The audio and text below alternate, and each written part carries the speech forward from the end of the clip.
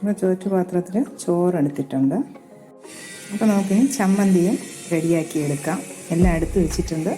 അധികം വെള്ളം ചേർക്കാതെ അരച്ചെടുക്കണം. മിക്സിയിൽ അരച്ചെടുത്തിട്ടുണ്ട്.